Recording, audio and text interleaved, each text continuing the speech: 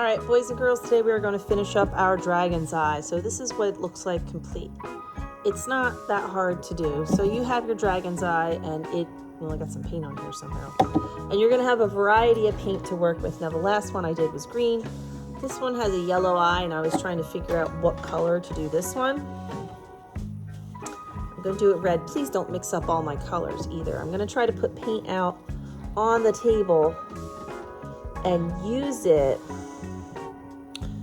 for more than one class. So I'm going to use red this time. So the first thing you want to do is get a good base coat down. Doesn't matter what color you use, to be honest with you, but you want to fill in all the nooks and crannies. However, be very careful of the eye. I'll try to get some Q-tips, but if you paint over the eye, it's not going to give you that look. You want the contrast. Ooh, contrast, we've done contrast before. Between the shiny eyeball and the rough skin of my dragon. And you could even have multiple colors. Like perhaps I'm going to start with red here, but maybe it'll fade to purple. I don't know. Or orange. Ooh, orange could be good. I think I will grab some orange. Thank you very much. I put my arm across here. I have a variety of paint colors. Ooh, and I just put that in there. It's the exact opposite of what I wanted to do. There's some orange. Remember, dragons, they're not real, so you could take a lot of liberty with how you paint them. But the important thing is that you get paint into the nooks and crannies. We're not using water. I don't want to bother with that, and we haven't been lately, so I'm thinking we'll just use the tempera paint. I'm holding this up so you can see how I'm trying to get into all the nooks and crannies.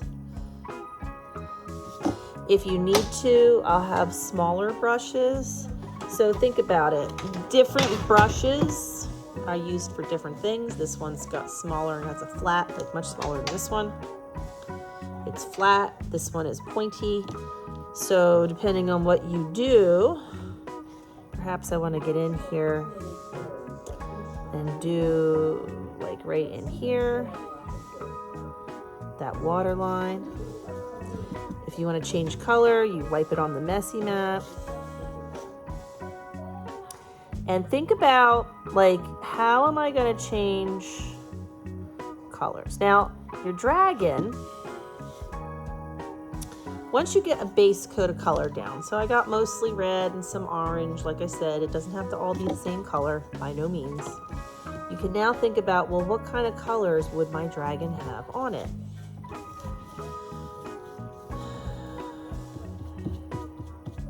Because it's not going to be all one color.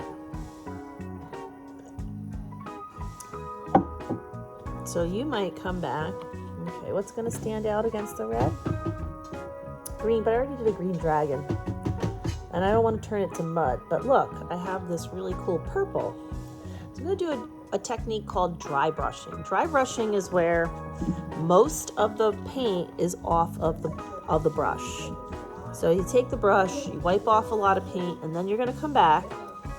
And I want to think about, well, where am I going to add the purple? And I'm not going to fill in all of the nooks and crannies. So I'm going to accentuate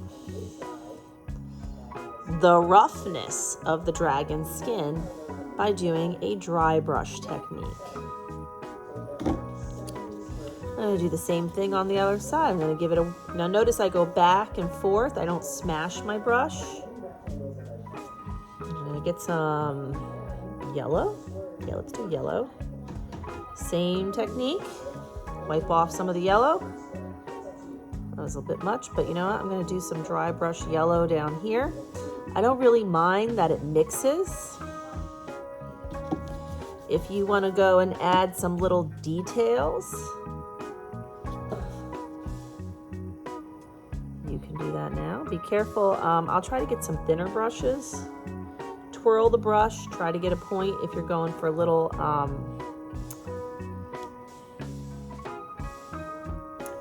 trying to accentuate the eye.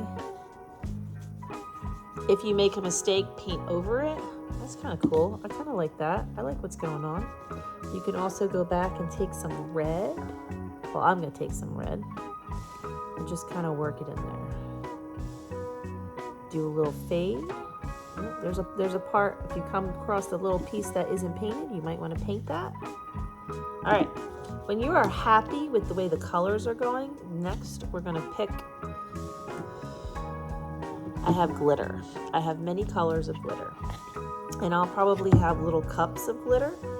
And what you're going to do is you're going to take, that was a small amount, and sprinkle it on.